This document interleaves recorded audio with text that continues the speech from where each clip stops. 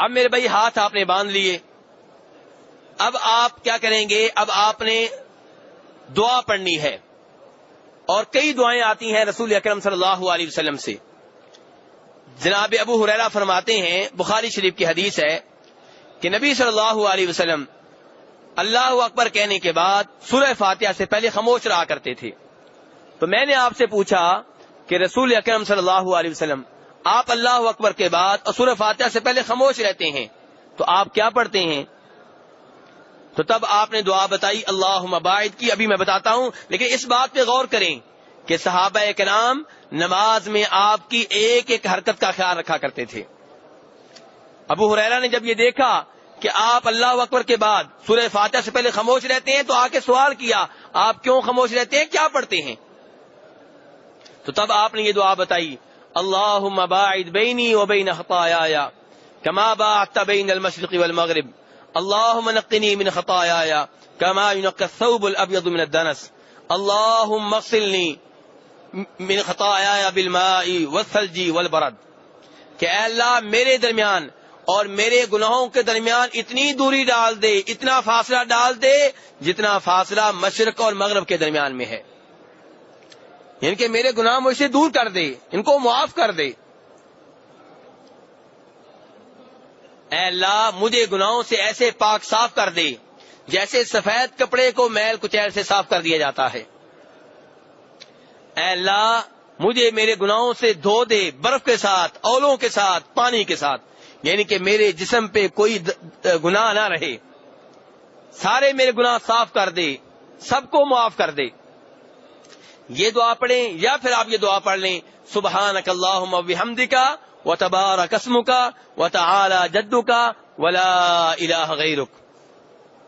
اے اللہ تو پاک ہے، تو ہر قسم کے عیب سے تو پاک ہے۔ اللہ کے ذمے جو عیب لگائے جاتے ہیں وہ کیا ہو سکتے ہیں؟ اللہ کے ذمے جو عیب لگائے جاتے ہیں، ایک عیب یہ ہے کہ یہ کہنا کہ اللہ کی کوئی بیگم ہے، یہ کیا ہے؟ یہ عیب ہے۔ یہ کیا ہے؟ یہ کہنا کہ اللہ کا کوئی بیٹا ہے، یہ کیا ہے؟ عیب کی بات ہے۔ اللہ کو نہ بیگم کی ضرورت ہے نہ بیٹے کی ضرورت ہے۔ یہ کہنا کہ اللہ کے کوئی برابر کا ہے تمام امور میں یا کسی ایک معاملے میں، رکوع میں کہ اللہ کے علاوہ کسی اور کو بھی رکوع کر سکتے ہیں، سجدے میں اللہ کے علاوہ کسی اور کو بھی سجدہ کر سکتے ہیں، دعا کرنے میں اللہ کے علاوہ کسی اور کو بھی پکار سکتے ہیں، یا اللہ مدد کا نعرہ لگانے میں کہ یا اللہ مدد کے ساتھ ساتھ یہ بھی کہہ سکتے ہیں کہ یا رسول اللہ مدد، یا علی مدد۔ تو میرے بھائی یہ سارے کام شرک ہیں، سارے کام اللہ کے لیے عیب ہیں، اللہ ان تمام عیبوں سے پاک ہے۔ اور یہ آپ سب کہتے ہیں لیکن پھر مانتے نہیں ہیں۔ سب کہتے ہیں کہ سبحانک، اے اللہ تو ہر قسم کے عیب سے پاک ہے، لیکن پھر وہ عیب اللہ کے ذمے لگا دیے جاتے ہیں، نعوذ باللہ من ذالک۔ تو بر اللہ ہر قسم کے عیب سے پاک ہے۔ وَبِحَمْدِكَ، اے اللہ میں اس کے ساتھ ساتھ تیری حمد و ثنا بھی بیان کرتا ہوں۔ وَتَبَارَكَ اسْمُكَ، میں کہتا ہوں کہ تیرا نام بڑا برکتوں والا ہے، تیرا نام بڑی برکتوں والا ہے۔ وَتَعَالَى جَدُّكَ، تیری شان بڑی بلند ہے، تیری شان بڑی بلند ہے۔ وہ لوگ جو نعتیں پڑھتے ہوئے رسول اکرم صلی اللہ علیہ وسلم کو وہ صفات دے دیتے ہیں جو اللہ کی ہیں، رسول اکرم صلی اللہ علیہ وسلم کو اللہ کے ساتھ ملا دیتے ہیں، وہ اللہ سے ڈریں۔ نماز میں تو یہ کہتے ہیں کہ وَتَعَالَى جَدُّكَ، یا اللہ تیری شان بڑی بلند ہے، تیرا مقام بڑا بلند ہے۔ وَلَا إِلَٰهَ غَيْرُكَ، تیرے سوا کوئی سچا معبود نہیں ہے، تیرے سوا کوئی عبادت کا حقدار نہیں ہے۔ یہاں بھی وعدہ کرتے ہیں کہ اللہ کے سوا کوئی عبادت کا حقدار نہیں ہے۔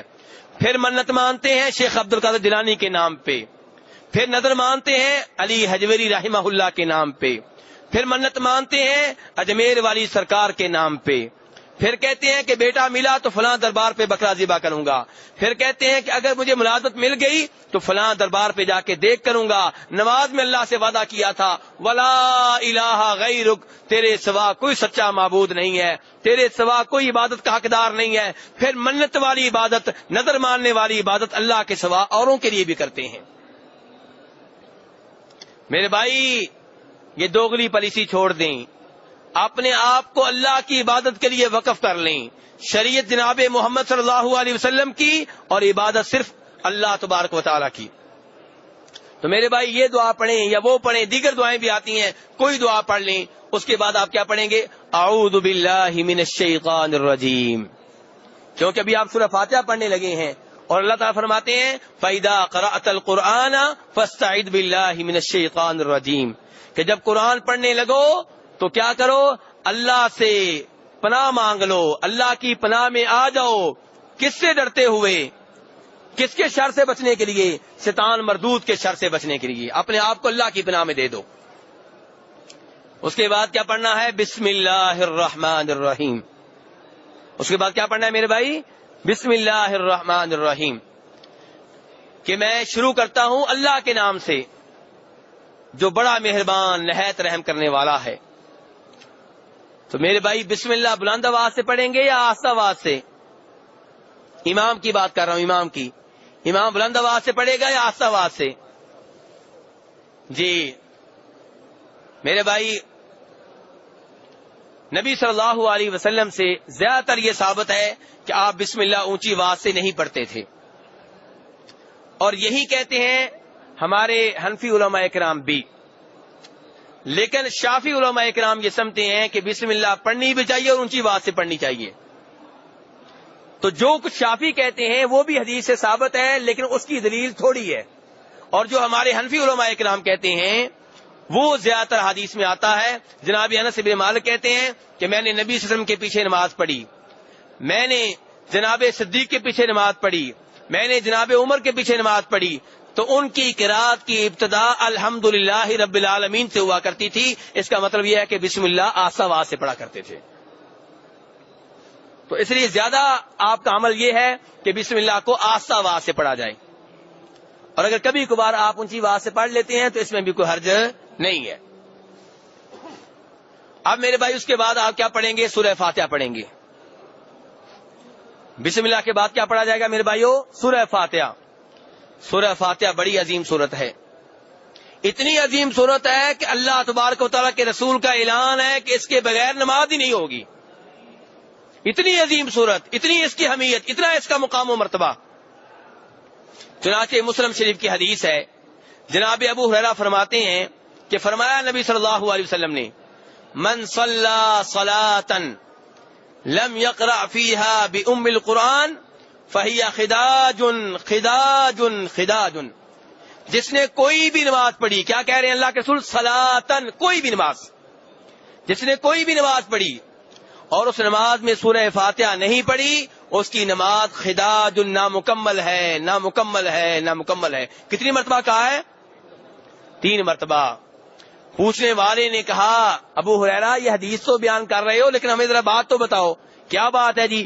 بات یہ ہے کہ انا نکون وراء الامام، ہم امام کے پیچھے ہوتے ہیں تب کیا کریں؟ فرمایا اقرأ بہا فی نفسک، تب بھی پڑھو لیکن آہستہ آواز سے پڑھو۔ مسلم شریف کی حدیث ہے، جناب ابو ہریرہ کیا کہہ رہے ہیں؟ تب بھی پڑھو لیکن آہستہ آواز سے پڑھو۔ اور پھر اپنی حدیث کو مکمل کرتے ہوئے کہتے ہیں کہ فرمایا رسول اکرم صلی اللہ علیہ وسلم نے کہ میں نے نماز کو تقسیم کر دیا ہے اپنے اور بندے کے مابین۔ کس کو تقسیم کر دیا ہے؟ کس کو تقسیم کر دیا ہے؟ نماز کو۔ اب دھیان سے سنیں کہ اللہ کے رسول نے نماز کس کو کہا ہے۔ آگے جا کے آپ کو معلوم ہوگا کہ اللہ کے رسول نے نماز کا لفظ یہاں سورہ فاتحہ پہ بولا ہے۔ گویا کہ سورہ فاتحہ کی اتنی اہمیت ہے کہ اس کے بغیر نماز نہیں ہوتی، یہی نماز ہے۔ اس لیے فرمایا اللہ تعالیٰ نے کہ میں نے نماز کو اپنے اور بندے کے مابین 2 حصوں میں تقسیم کر دیا ہے۔ اور جب میرا بندہ کہتا ہے الحمدللہ رب العالمین، تو اللہ تعالیٰ کیا کہتے ہیں؟ حمدنی ربی، میرے رب نے میری حمد بیان کی ہے، میری تعریف کی ہے۔ پھر جب بندہ کہتا ہے الرحمن الرحیم، اللہ تعالیٰ کیا کہتے ہیں؟ اثنا علی عبدی، میرے بندے نے میری ثنا بیان کی ہے۔ جب بندہ کہتا ہے مالک یوم الدین، اللہ تعالیٰ کہتے ہیں مجدنی عبدی، میرے بندے نے میری عظمت کا اظہار کیا ہے، میری تعظیم کی ہے۔ میرے بھائی اگر آپ خود سورہ فاتحہ پڑھیں گے تو یہ جواب آپ کو ملے گا، اگر آپ یہ کہیں گے امام نے پڑھ لیا ہے تو پھر امام کو یہ جواب ملے گا، آپ کو نہیں ملے گا۔ اور اس کے بعد جب بندہ کہتا ہے ایاک نعبد و ایاک نستعین، کہ اللہ ہم صرف تیری عبادت کرتے ہیں اور تجھ ہی سے مدد چاہتے ہیں۔ میرے بھائی غور کریں، اللہ تعالیٰ نے یہاں پہ یہ نہیں کہا کہ نعبدو کا، عربی جاننے والے یہاں بیٹھے ہوئے ہیں، نعبدو کا مطلب کیا ہوتا ہے؟ ہم تیری عبادت کرتے ہیں. نعبدو کا مطلب کیا ہوتا ہے میرے بھائی؟ بولیں کیا مطلب ہوتا ہے؟ ہم تیری بات کرتے ہیں. لیکن اللہ نے نعبدو کا نہیں کہا, اللہ نے کہا ایاک نعبدو. ایاک کو اللہ پہلے لے آئے ہیں, اور جب یہ پہلے آئے تب مطلب ہوتا ہے کہ صرف تیری عبادت کرتے ہیں, کسی اور کی نہیں کرتے. وَإِيَّاكَ نَسْتَعِينُ, اور مدد تجھ ہی سے مانگتے ہیں. نماز میں تو وعدے کرتا ہے کہ مدد تجھ ہی سے مانگتے ہیں, اور نماز کے بعد کہتا ہے کہ یا رسول اللہ مدد, نماز کے بعد کہتا ہے یا علی مدد, نماز کے بعد کہتا ہے یا غوث اعظم مدد. اللہ سے ڈر جا میرے بھائی, اللہ سے ڈر جا. اللہ تبارک و تعالیٰ شرک معاف کرنے والے نہیں ہیں, باقی ہر گناہ چاہیں گے تو معاف کر دیں گے, لیکن شرک کے بارے میں پیش کی اعلان ہے کہ کبھی معاف نہیں کروں گا. بلکہ میری اور آپ کی کیا حیثیت ہے؟ اللہ تعالی نے سورہ انعام میں اپنے کئی جلیل القدر انبیاء کے نام لیے. جناب آدم کا نام لیا, جناب نوح کا نام لیا, جناب ابراہیم کا نام لیا, جناب موسیٰ کا نام لیا, جناب عیسیٰ کا نام لیا, جناب اسماعیل کا نام لیا علیہم الصلوۃ والسلام, اور آخر میں کہا وَلَوْ أَشْرَكُوا لَحَبِطَ عَنْهُمْ مَا كَانُوا يَعْمَلُونَ. میرے یہ نبی بھی شرک کرتے تو ان کے سارے نیک اعمال ضائع ہو جاتے. اور میرے بھائی 24ویں اس بارے میں تو حد ہو گئی. 24ویں اس بارے میں اللہ نے صرف ایک ہستی کو مخاطب کیا, ایک کو. کس کو؟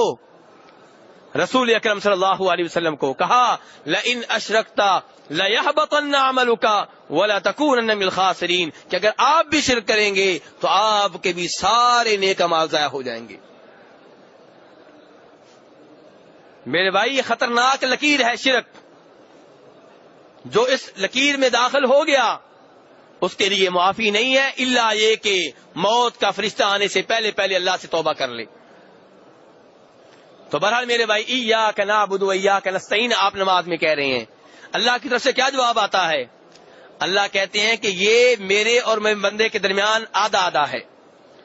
بندے کے لیے کیا ہے؟ نستعین, بندے کی مدد کروں گا. میرے لیے کیا ہے؟ میری عبادت. فرمایا اور ساتھ ہی فرمایا ولی عبدی ما سأل, میرے بندے نے جو مانگا ہے میں اسے دوں گا. پھر بندہ کہتا ہے اہدنا الصراط المستقیم, اے اللہ مجھے سیدھا راستہ دکھا, اے اللہ مجھے سیدھا راستہ دکھا. آج لوگوں سے کہیں نا کہ اپنی نماز ٹھیک کر لو, چیک کر لو اللہ کے رسول کے مطابق ہے کہ نہیں. وہ کہتے ہیں اچھا ہم 30 سال سے غلط پڑھ رہے ہیں, 40 سال سے ہم غلط پڑھ رہے ہیں. میرے بھائی اگر آپ واقعی صراط مستقیم پہ ہیں, آپ مکمل طور پہ اسلام کے اوپر چل رہے ہیں, تو پھر نماز میں کیوں کہتے ہیں کہ یا اللہ مجھے سیدھا راستہ دکھا؟ آپ تو پہلے ہی سیدھے راستے پہ ہیں. میرے بھائی سیدھا راستے کا سوال اللہ سے کیوں کر رہے ہیں؟ ہو سکتا ہے کئی مسئلوں میں آپ کو سیدھے راستے کا علم ہی نہ ہو, اور کئی مسئلوں میں آپ سیدھے راستے پہ ہوں لیکن آپ اللہ سے سوال کر رہے ہیں تاکہ آئندہ پھسلے نہ. تو اس کے بعد آپ کہتے ہیں صراط الذین انعمت علیہم, یا اللہ سیدھا راستہ ان لوگوں کا جن کے اوپر تیرا انعام ہوا. اور جن کے اوپر اللہ کا انعام ہوا کون لوگ ہیں؟ اللہ کے انبیاء کرام, اللہ کے اولیاء, اللہ کے شہداء, اللہ کے نیک لوگ. اب کئی دوست کیا کہتے ہیں؟ کہتے ہیں لو جی پتہ چل گیا کہ بزرگوں کے راستے پہ بھی چل سکتے ہیں. ٹھیک ہے میرے بھائی, یقیناً بزرگوں کے راستے پہ چل سکتے ہیں, بزرگوں کے اس راستے کے اوپر جس راستے پہ اللہ کے رسول تھے. لیکن اگر کسی مسئلے میں میرا بزرگ آپ کا بزرگ, میرے مولوی صاحب آپ کے مولوی صاحب, میرے استاد آپ کے استاد, میرے شیخ صاحب آپ کے شیخ صاحب, میرے قاری صاحب آپ کے قاری صاحب کسی مسئلے میں پھسل گئے ہیں, دائیں بائیں ہو گئے ہیں, مسئلہ بھول گئے ہیں, غلطی ہو گئی ہے, تو وہاں ہم اللہ کے رسول کی طرف دیکھیں گے, اس بزرگ کی طرف نہیں دیکھیں گے. جبکہ بزرگ کو بزرگ مانتے رہیں گے, امام کو امام مانتے رہیں گے, عالم دین کو عالم دین مانتے رہیں گے, اس سے محبت کرتے رہیں گے, اس کی عزت کرتے رہیں گے. لیکن اس مسئلے میں ہم اللہ کے رسول کو نہیں چھوڑ سکتے, اس مسئلے میں بزرگ کو چھوڑ دیں گے. غیر المغضوب علیہم ولا الضالین, یا اللہ راستہ ان کا جن کے اوپر تیرا انعام ہوا, ان کا راستہ نہیں ہم چاہتے جن کے اوپر تیرا غضب ہوا. کون ان کی مثال ہے؟ یہودی. ولا الضالین, اور نہ ان کا راستہ جو علم نہ ہونے کی وجہ سے راہ راست سے بٹک گئے. اللہ تعالیٰ یہ آخری حصہ سن کے کہتے ہیں کہ یہ سب کچھ میرے بندے کے لیے، یہ سب کچھ میرے لیے ہے اور میرے بندے نے جو مانگا تھا وہ اس کو میں دوں گا. یہ سب کچھ جو ہے میرے بندے کے لیے ہے. آخری حصہ سن کے اللہ تعالیٰ کیا کہتے ہیں؟ یہ سب کچھ میرے بندے کے لیے ہے اور میرے بندے نے جو مانگا ہے میں اس کو دوں گا. میرے بھائی اس چیز کو اللہ کے رسول نے کیا کہا ہے؟ نماز کہا ہے. سورہ فاتحہ کو اللہ کے رسول نے کیا کہا ہے؟ نماز. کہ میں نے نماز کو اپنے اور بندے کے درمیان تقسیم کر دیا ہے. اس سے آپ اندازہ کریں سورہ فاتحہ کی کتنی اہمیت ہے. اور جناب عبادہ ابن صامت فرماتے ہیں، بخاری شریف کی حدیث ہے کہ لا صلاۃ لمن لم یقرأ بفاتحۃ الکتاب، جو سورہ فاتحہ نہیں پڑھتا اس کی نماز نہیں ہوتی. جو بھی نہیں پڑھتا اور جو بھی نماز ہو، لا صلاۃ، نماز نہیں ہوتی اس آدمی کی جو سورہ فاتحہ نہ پڑھے. اب چاہے یہ آدمی امام ہو، چاہے منفرد ہو، چاہے مقتدی ہو، چاہے نماز جنازہ ہو، چاہے سفر کی نماز ہو، چاہے حضر کی نماز ہو، چاہے فرض نماز ہو، چاہے نفل نماز ہو، چاہے سنتے ہو، کوئی بھی نماز ہو، وہ اس کے بغیر میرے بھائی نہیں ہوتی. اعوذ باللہ من الشیطان الرجیم، بسم اللہ الرحمن الرحیم. وَإِذَا قُرِئَ الْقُرْآنُ فَاسْتَمِعُوا لَهُ وَأَنصِتُوا لَعَلَّكُمْ تُرْحَمُونَ.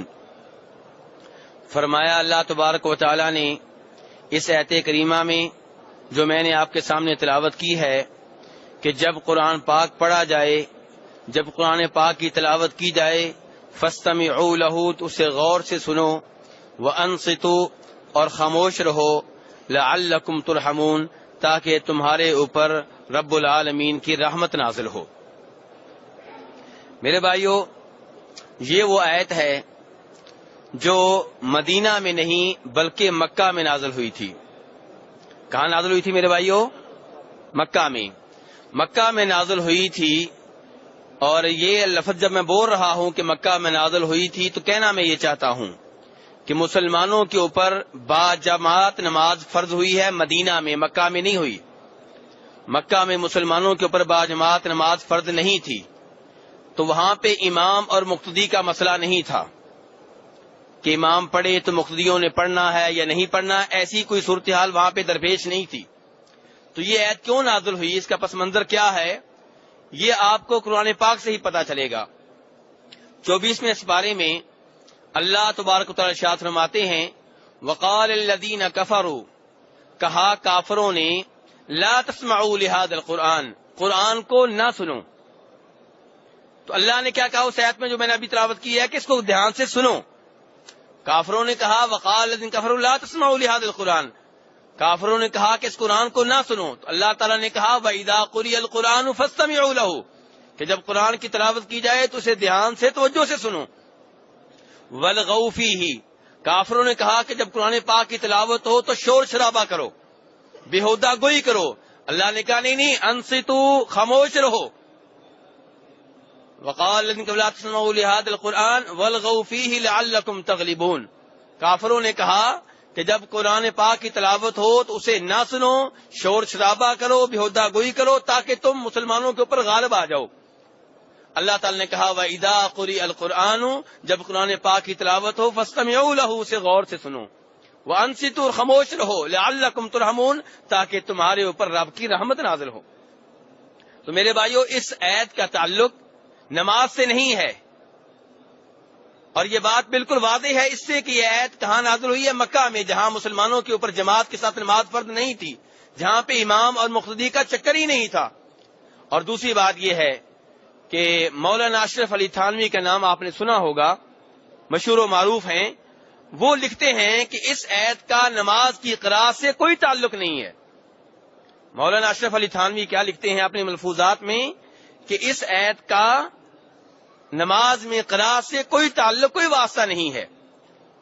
اور میرے بھائی، تو پہلی بات کیا ہوئی کہ اس آیت کا سورہ فاتحہ کی جب اس کی تلاوت امام کر رہا ہو تو مقتدی کرے نہ کرے، اس آیت کا اس سے کوئی تعلق واسطہ نہیں ہے. اس کا تعلق کافروں سے ہے جو کہتے تھے جب قرآن کی تلاوت ہو تو شور کیا جائے.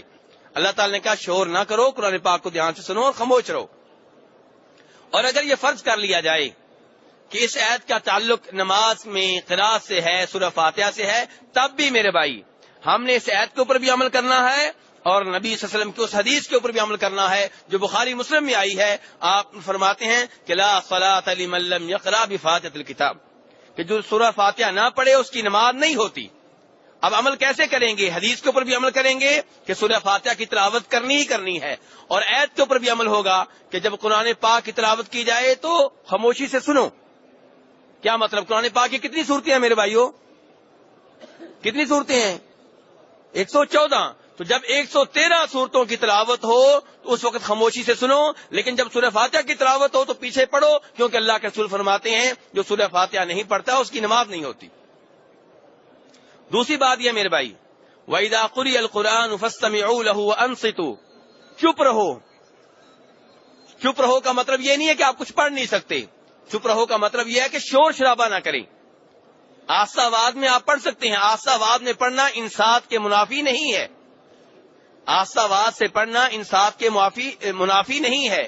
اس لیے میرے بھائی اس میں کوئی شک و شبہ نہیں ہے کہ سورہ فاتحہ کی جو ہے تلاوت کی جائے گی، جب آپ تنہا نماز پڑھ رہے ہوں تب بھی، آپ امام ہوں تب بھی، آپ امام کے پیچھے قرات کریں تب بھی، ہر شکل میں سورہ فاتحہ کی تلاوت کی جائے گی۔ امام ابن حبان رحمہ اللہ اپنی حدیث کی کتاب میں جناب انس ابن مالک سے یہ حدیث لے کر آئے ہیں کہ نبی صلی اللہ علیہ وسلم نے نماز پڑھائی، نماز کے بعد صحابہ کرام سے پوچھا کیا تم میرے پیچھے تلاوت کرتے ہو؟ صحابہ کرام خاموش رہے، پھر پوچھا، پھر خاموش رہے، پھر پوچھا، پھر خاموش رہے۔ تب ایک صحابی نے کہا ہاں اللہ کے رسول صلی اللہ علیہ وسلم ہم آپ کے پیچھے تلاوت کرتے ہیں۔ آپ نے فرمایا ایسے نہ کرو، البتہ جب سورہ فاتحہ کی باری ہو تو تم میں سے کوئی اپنے نفس میں پڑھے، آہستہ آواز میں پڑھے۔ اور ایسی ایک روایت ابو داؤد شریف میں عبادہ ابن صامت سے بھی آتی ہے، اور مسلم شریف کی یہ روایت گزشتہ روز بھی میں نے بتائی تھی کہ جب جناب ابو ہریرہ رضی اللہ عنہ نے یہ حدیث بیان کی کہ جو سورہ فاتحہ نہیں پڑھتا نماز میں، جو بھی من صلی، جو بھی من عربی جاننے والے جانتے ہیں کہ من میں ہر کوئی آ جاتا ہے، چاہے امام ہو، چاہے مقتدی ہو، چاہے تنہا ہو۔ من صلی صلاۃً، اور صلاۃ بھی نکرہ ہے، اس میں ہر نماز آ جائے گی۔ اور فرمایا جو اس میں سورہ فاتحہ نہیں پڑھتا تو اس کی نماز نامکمل ہے۔ تو لوگوں نے جناب ابو ہریرہ سے پوچھا کہ آپ ہمیں یہ بتائیں کہ جب ہم امام کے پیچھے ہوں تب کیا کریں؟ فرمایا اقرا بہا فی نفسک، تب بھی اسے آہستہ آواز سے پڑھو۔ کہنے کا مطلب یہ ہے میرے بھائی کہ سورہ فاتحہ کی تلاوت کی جائے گی۔ سورہ فاتحہ کا مقام و مرتبہ بہت بلند ہے، اتنا بلند ہے کہ اس کے بغیر نماز نہیں ہوتی۔